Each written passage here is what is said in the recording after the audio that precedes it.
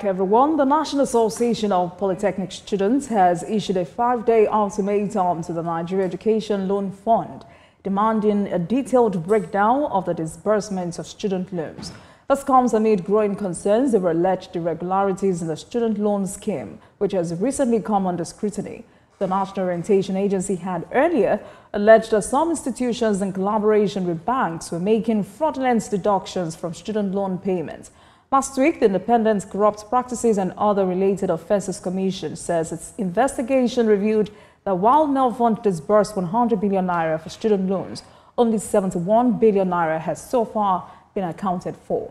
Meanwhile, the Nigerian Education Loan Fund has vowed to deal with institutions that go contrary to the terms and conditions surrounding a student's loan. The managing director of the fund said while the fund lacks the statutory power to suspend, remove or expel erring heads of institutions, any trace of irregularity will be reported and dealt with administratively by the Minister of Education. Tonight, let's speak with Alwan Hassan, APC Chieftain Policy Analyst, on this very disturbing developments. Thanks a lot for joining us tonight, Mr. Hassan. Welcome to Politics Tonight. Thank you so much for having me, Jimoke. Right. Very good evening.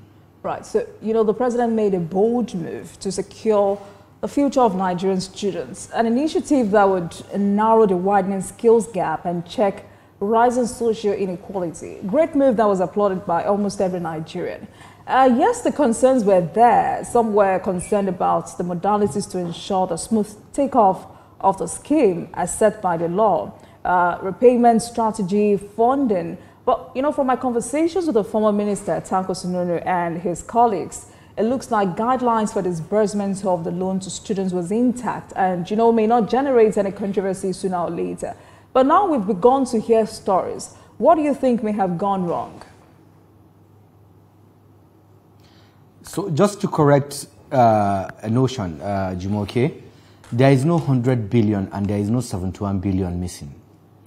The disbursement is not even up to 71 billion.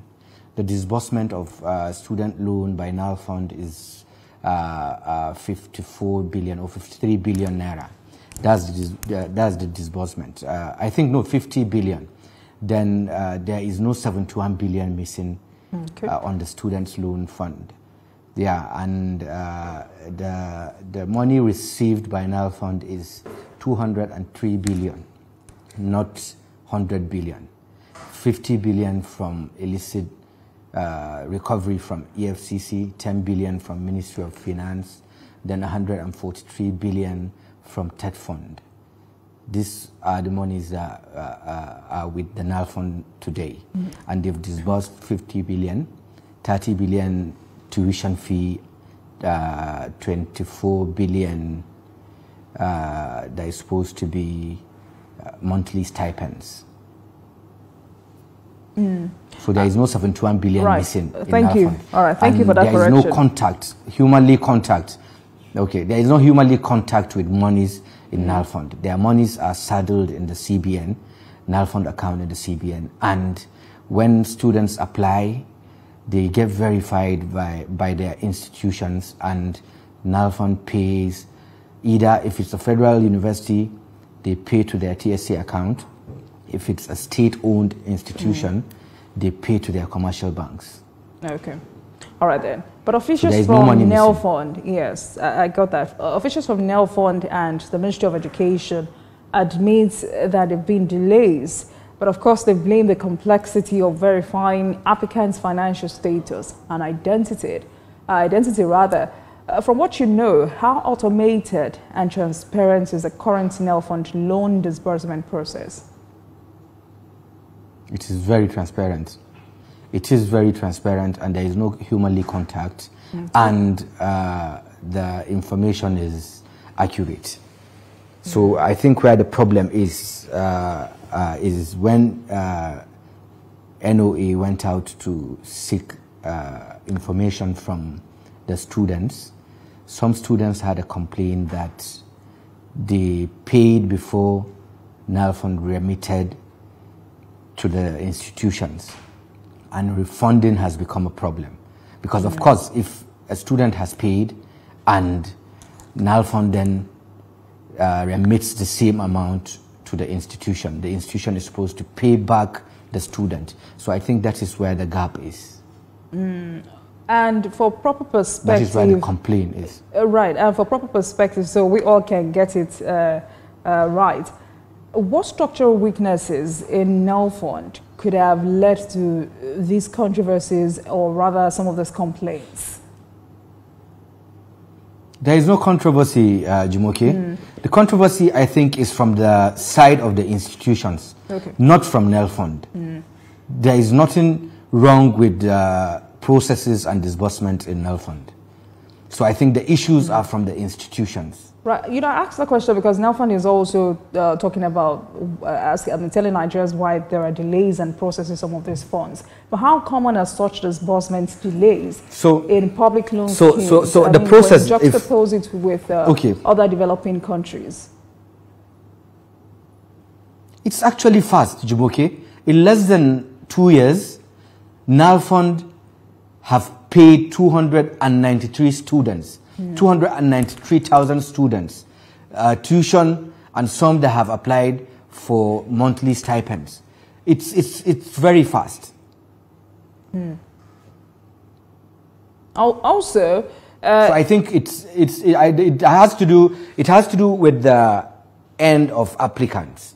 I think people don't apply. When you say end of applicants, the gap what exactly? Trust. Okay, so what exactly do you mean by People don't actually apply. People don't apply. Like people from the South, I heard there is an issue of application, short application from the South, and Southeast. So I think people don't actually apply, and maybe where the gaps are is maybe the verification process. If an applicant apply and NAL Fund gets the information, they send the same information to institutions, then institutions now get verified and sent back to NAL Fund before NAL Fund now makes payment. So, and I don't think the process is delayed. Maybe, just maybe, issues in application, and maybe the accuracy in So it's the tuition really fee. interesting to hear you say people from the South are not applying. Could this be because they do not trust the scheme or lack of awareness on the part of government? I think it's both. Okay. Lack of awareness, and that's what NOA is out there to do. Secondly, is the gap in trust. This has been on in a very long time. And of course, the student loan scheme, I don't think it has been in place since in the 70s. Like in the northern Nigeria, I'll tell you, the last time a student was paid tuition and even given a stipend to feed monthly was during Sardauna. I've not heard of any government or any state governor paying school fees and at the same time paying stipends to students until now. So what more do you think NOA needs to do as regards awareness of this scheme? I think NOA is out there because it was from NOA that we got the information that some students have applied in the last 8 months and tuitions have not been paid and monies that are supposed to be stipends haven't been paid. So I think NOA is doing a good job too. And I think, yes, awareness, making awareness by government. The government needs to do a lot about telling Nigerians that it's happening. And of course, you know, this kind of schemes, it will go around between the students. Those that have gotten the monies will now pass the information to those that haven't applied. So I think this is the first or second year. By the third or fourth year, we will have an increase in number. So either for the purpose of clarity, emphasis, or both, in your opinion, is NAL Fund's automation claim credible, you know, given some of those discrepancies reported? Absolutely. All right.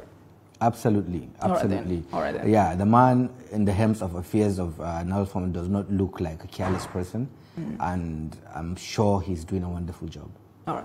You know, some Nigerians are nursing the fear of politicization and corruption. Critics warn that unless strong oversight is put in place, the loan scheme could become vulnerable to corruption or political favoritism. I mean, common problems in other Nigerian public schemes. How can Nigeria design a more transparent and equitable student loan scheme?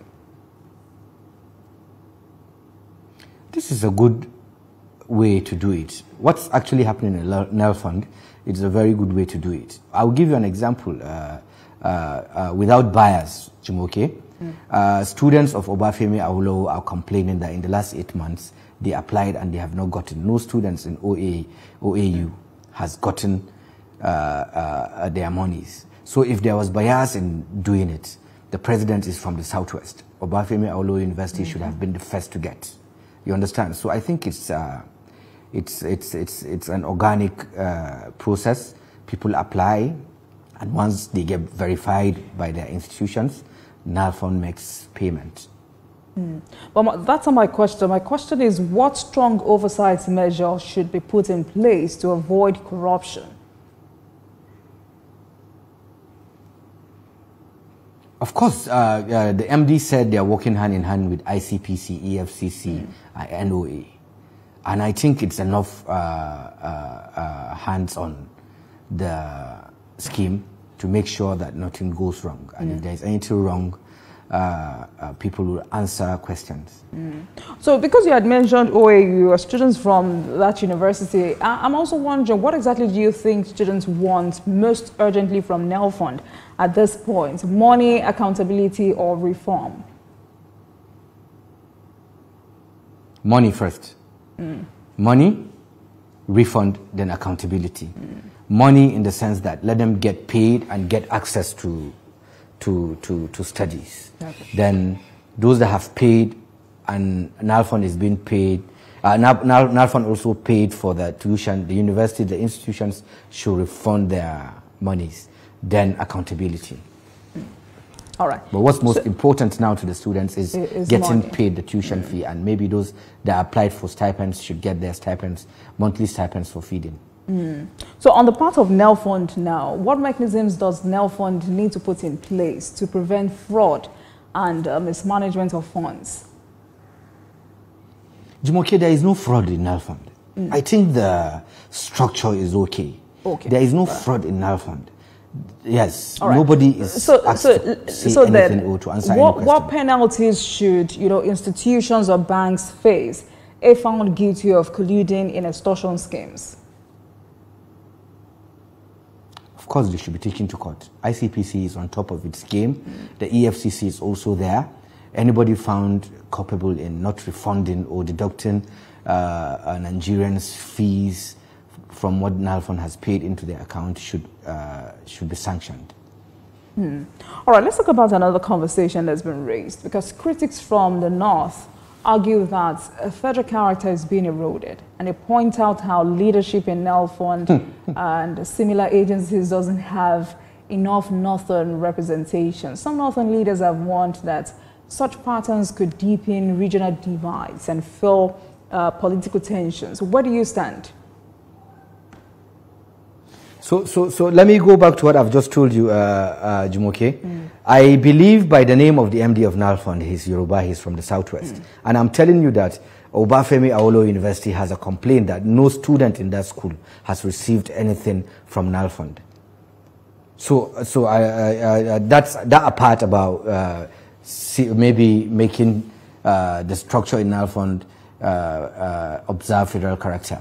And talking about the Northerners complaining about appointments, I think is a misnomer because in the cabinet, let's start from the cabinet of the president. There are 48 ministers in the cabinet. 27 are from the northern Nigeria. 2 big ministers of defense are from the northern Nigeria, Northwest in particular. Minister of Education is from the northern Nigeria. Livestock Ministry is saddled, and the minister is from the northern Nigeria. Humanitarian minister is from the northern Nigeria.